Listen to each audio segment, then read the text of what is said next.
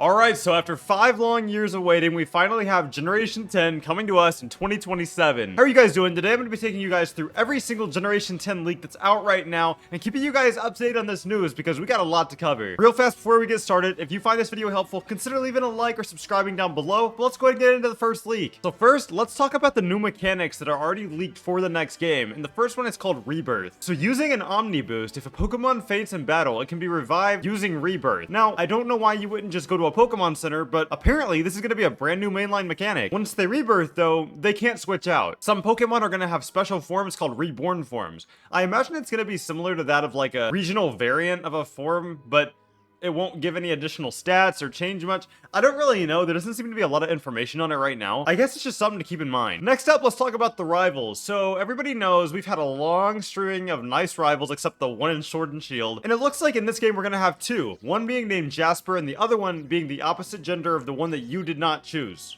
I think I phrased that correctly. The gender that you did not choose is the gender of your other rival. I've seen some people saying that Jasper is supposed to be an asshole, but who knows if that's actually going to be true. Obviously, these games are still about a year out, so that's pretty much all I have to say about that one. So we also saw in the Pokemon Presents yesterday that Fire Red and Leaf Green are coming to the Nintendo Switch. They might already be out by now. Well, apparently, you can transfer those Pokemon to the brand new game, which I think is pretty cool. The cool thing about this, though, is apparently Professor Oak is returning. According to the leaker, he's apparently much older now and has a cane and is balding. They say that he wears a black lab coat with some gold pockets. Alright, so the next leak is talking about instead of Pokemon Ami, the Pokemon interaction for this game is going to be hiking. So putting away like the picnics from Scarlet and Violet, the benches from Legends ZA if you even want to consider it that. It looks like hiking is the next kind of interaction with your Pokemon to build friendship, happiness, whatever you want to do. You can set up a hiking point with your Pokemon and explore them almost like a mix of auto battling. For this mechanic, I'm a little bit apprehensive. I think it's a little bit strange to be honest. I don't really see a world where I'd want to do it, just like I didn't really do much with the picnics. Now, obviously with the picnics in Scarlet and Violet, you were able to make shiny sandwiches, which is how a lot of shiny hunters did it. But for the non-shiny hunter players like myself who just play the game casually, I don't really see this being a brand new mainline staying mechanic. I don't think it's going to be very cool. I don't want to be negative though. I think the rest of this is pretty exciting so far. We have a little bit more exciting stuff to get to, which is the part I'm most excited about, which is new evolutions. So I'm a big fan of when old Pokemon get new evolutions, as I think everybody would be. The Pokemon that are leaked right now to receive new evolutions definitely deserve it. So right now there are 5 Pokemon that are at least said to have these new evolutions, and those are Orthworm, Liepard, Mienshao, Goldeen, and Claydol. We do have 2 of those that we have ideas of what they may look like according to the leaker, and we actually know that Goldeen's evolution potentially looks like a giant koi fish. It becomes water and dragon type, which is pretty cool. I kind of hope that's true. And we also have Orthworms, which apparently evolves into Rustarome. It looks like a giant subway train with a giant midsection, and sometimes it eats its own tail. I don't know why that detail was included. I think that's actually pretty cool. I know something that I hope personally is that we get a bunch of new regional variants. I hope we see regional variants, megas, Z moves, terrestrialization and some sort. I want every mechanic to be present somewhere in this game. All right, so now we're gonna switch up gears and talk about some leaked pictures of the game. So obviously you guys saw a bunch of different biomes in the Pokemon Presents yesterday, so I'm not gonna bore you with those too much. However, I'm gonna go ahead and share my screen for you guys. All right, so as you see on screen right now, we have a grassland area up here, a desert area, a little bit of like looks like Sword and Shield under the first one, and then like a full-on savanna looking, a big metropolis, a coastal area with the thing that we saw yesterday, Icelands, ocean, and a cave. So there's been a lot of leaks about this that I find pretty interesting, and one of those is there's going to be some caves that are completely dark, like so dark where you have to use other Pokemon to see. And I'd really like to see that mechanic come back. If you guys remember from the older games, you used to have to use Flash and other TMs or HMs, whatever they were called, to light up the cave. So it'd be really cool if like Slugma, like we saw in the trailer, has that really cool lighting around it. If our Pokemon can guide us through these dark areas, I think that'd be so interesting. All right, and the next thing I'm going to put on screen is a island leak. And what I mean by that is there's a bunch of different areas. So we're going to go through these like relatively quickly. Looks like there's about 17 islands, which is absolutely awesome, including like 1 or 2 uninhabited. So island 1 looks like it's going to have the hotel and its surrounding area, as well as pretty much like where we might start and everything.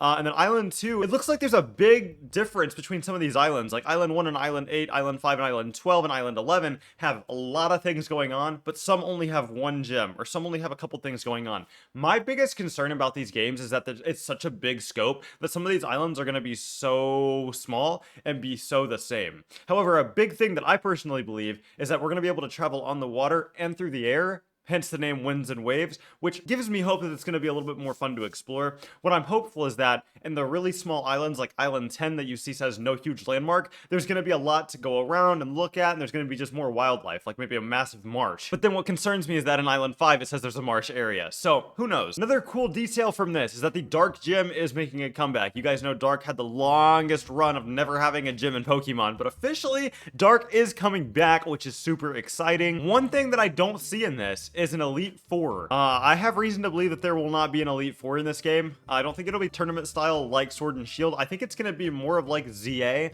I think, now obviously it's going to be a normal Pokemon game with gyms and everything, obviously, but I believe it's going to be a little bit more focused on the actual story, less than the Elite Four, which I actually am excited about. All right, next thing is this character model. I don't really have much to say about it, but this was a leaked character model from the game. I've seen some people saying that it looks like an older Serena or an older brown hair girl from the same game. I can't remember her name off the top of my head. All right, so as a reporter, I have to give credit where credit's due. This goes to Soul Silver, or whatever the name is. Soul Silver Art. There's an interesting theory going around, which we're all kind of hoping is not true. It's talking about the box legendaries of the game. We're talking about how the box legendary uses the power of the wind for wind version, obviously, and vice versa for wave.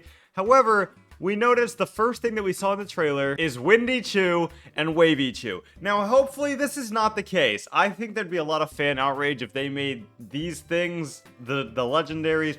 I don't think that's going to be the case. I think it's going to be some special sidekick that works alongside us to help do research. There's absolutely no leaks about the legendaries, so I just figured I'd show you guys this right now. Praying this theory isn't true. If this is the only thing that's correct in this entire video, I'm never playing Pokemon again. Okay, so now we're on the official Pokemon Winds and Waves website. So I'm gonna go ahead and we're gonna look at the starter descriptions. So if you guys don't know Brout, they said that he might evolve into a grass flying type, somewhat obvious. Now, we don't know that 100%. Rowlet obviously was grass flying with Dartrix. However, it later evolved into a grass ghost type. So everything's always up in the air. But the bean chick Pokemon Grout is said to evolve into a grass flying cool Pokemon that grows on you. That is what a leaker said. They said it starts off ugly and it grows on you. So it might end up being super cool. That's my hope, because my reaction was not the best. Let's run that real quick. Oh, hell no! Okay, thing on the left is going straight in the lava volcano. Yeah, sorry about that. All right, next up, we have Pombon. Pombon's the puppy Pokemon. They say that this one's an immediate fan favorite. I don't remember exactly where the leak is that I found it. I was trying to find it for this video, but the final evolution, the middle evolution, everything about Pombon's just gonna scream fan favorite,